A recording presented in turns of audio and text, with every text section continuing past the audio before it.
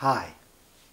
At the beginning of part 1 I suggested that one reason for taking a fresh look at our identity is because there's an ancient body of wisdom that claims that we're not simply human. Outwardly we're human, but inwardly we're divine. However, I didn't ask you to believe this ancient wisdom, this claim about our identity. Instead, I rephrased it in modern terms, suggesting that what we are at centre is nothing like any of our regional appearances. In other words, what we are for ourselves at zero distance is the opposite of what we are for others, whatever their range.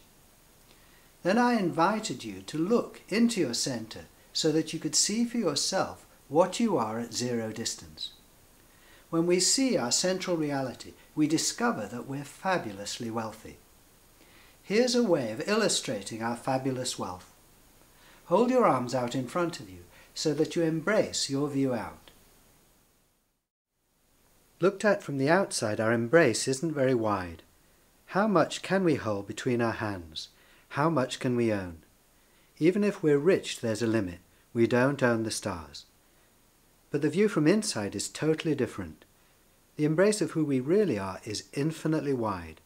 Between our hands we find the whole universe.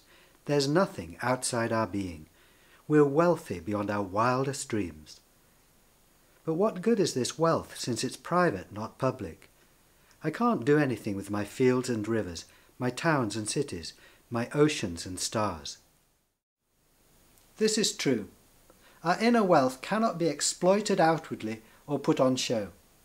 But though we cannot spend our secret wealth or show it to others, though others can, of course, discover it within themselves, our own awareness of our infinite wealth confirms to ourselves the incomparable majesty and glory of who we are privately.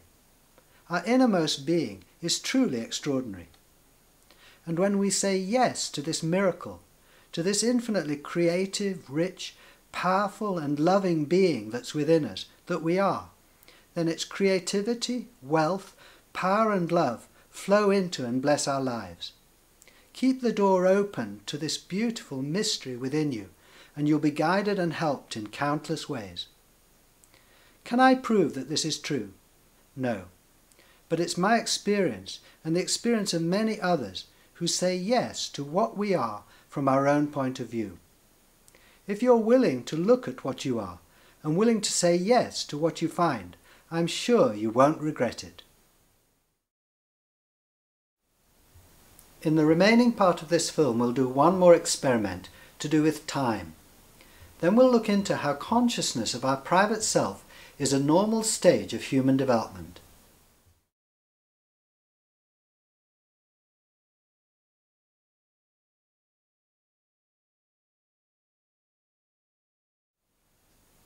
If we want to know what time it is, then we might look at our watches.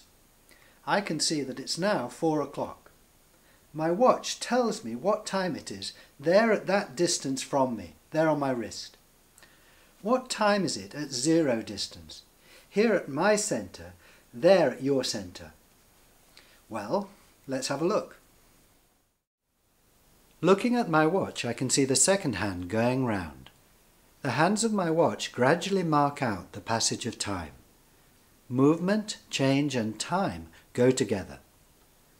When I look here at my centre, I see no movement, no change, no time. Here at centre, I'm timeless.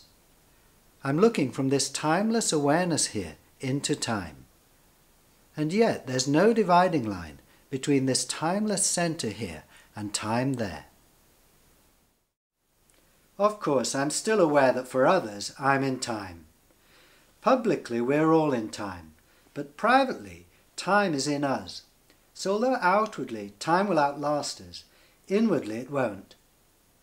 Psychologists say that our deepest fear is death. When we see that at centre there's no time and therefore no death, we see that our deepest fear has no foundation. The fact that our innermost being isn't a product of time, but is the source of time, is a truly majestic condition to find ourselves in. No king or queen comes anywhere near the majesty of who we all are at centre. However, being majestically above time, so to speak, doesn't mean that we ignore the world. For there's no dividing line between our eternal home and the world. Conscious of our timeless inner majesty, we're likely to find ourselves more involved in the world, not less.